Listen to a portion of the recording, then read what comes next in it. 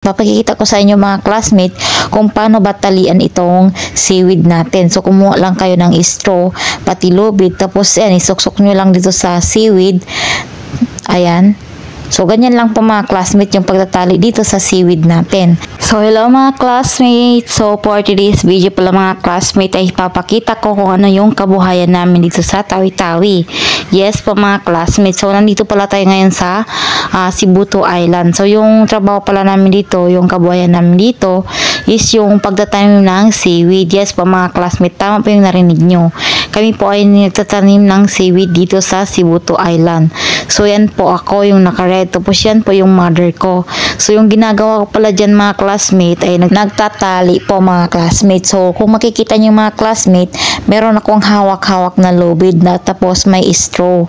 Tama ba yung lubid at saka straw? Basta sa amin straw at saka lubid yung ginagamit. So yung mother ko naman is nag-aalis siya ng tuyong seaweed. Ayan. So sa tali. So yan, kung papakikita ko sa inyo mga classmate kung paano batalian itong seaweed natin. So kumuha lang kayo ng straw, pati lubid, tapos yan, isuksok nyo lang dito sa seaweed.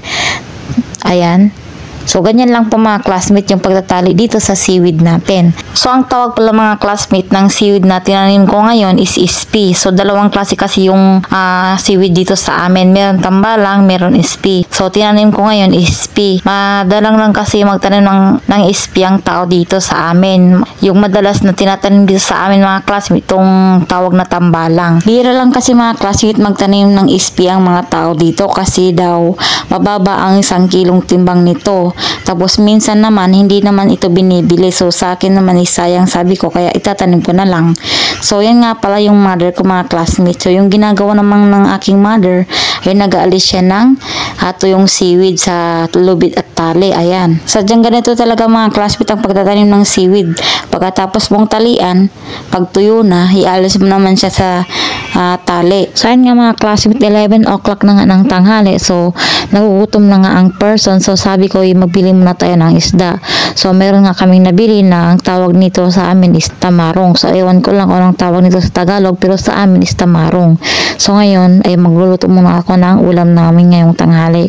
Kasi alam niyo naman mga classmate, naghahanap na yata ng pagkain itong mga haalaga ko dito sa tiyan. So dali-dali na nga ako mga classmate maglinis ng aking isda kasi yung asawa ko gutom na ito kasi galing siya sa laot. Nagpunta kasi siya doon, nagtanim siya ng seaweed. Alam niyo naman kasi mga classmate dito sa amin, ito lang yung kabuhayan namin, pagtatanim ng seaweed. So yung luto natin pala mga classmate ngayon sa isda nating tamarong is pipirituhin natin.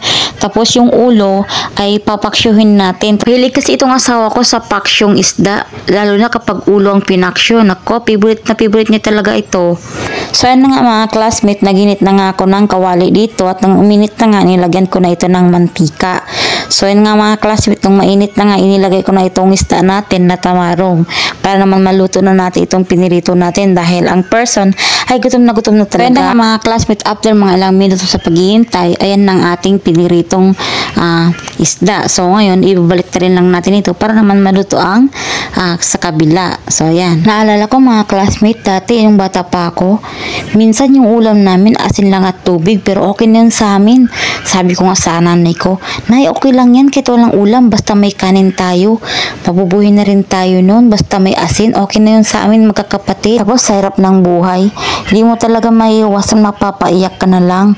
Especially pag nakikita yung mga magulang mo nahihirapan. Hindi man kayo pinalad sa buhay na yumaman, mayaman naman kami sa kapatid at sa magulang. So balik nga tayo dito mga classmates sa pinag-uusapan natin. Naginit na nga pala ako ng mantika dyan sa kardero. Tapos nilagay ko na nga pala itong sibuyas at saka luya at saka bawang at timikos-mikos lang natin ito. At pagkatapos ilagay na natin itong isda natin na ipapaksyo natin dito. At pagkatapos ngayon maglagay na rin tayo ng vinegar. At pagkatapos naglagay na rin pala ako dyan ng mga Ajinomoto at asin mga classmate. Pagkalipas nga pala mga classmate ng ilang minuto, yan ang ating paksyo. Kumukulo na nga pala ito mga classmate. So naglagay nga pala ako dyan mga classmate ng tubig. So mga kalahating baso. Kasi alam niyo naman mga classmate, yung asawa ko, mahilig talaga siya sa may sabaw na paksyo. Kasi daw kinikilig-kilig siya dito. Siyempre, asim Asim, kilig. Uy, walang ganun si OA. Bakit napunta dun? So, ito na nga mga classmate, aming kanin na bahaw. At syempre, meron tayong sausawan with kalmansi. At yan yung paksyon natin. And syempre, ito yung pinilito nating isda kanina. So, let's start mga classmate. Kain po tayo mga classmate. Gandang tanghali. So, mga classmate, pa-support po ng vlog. Pa-support po ng page mga classmate.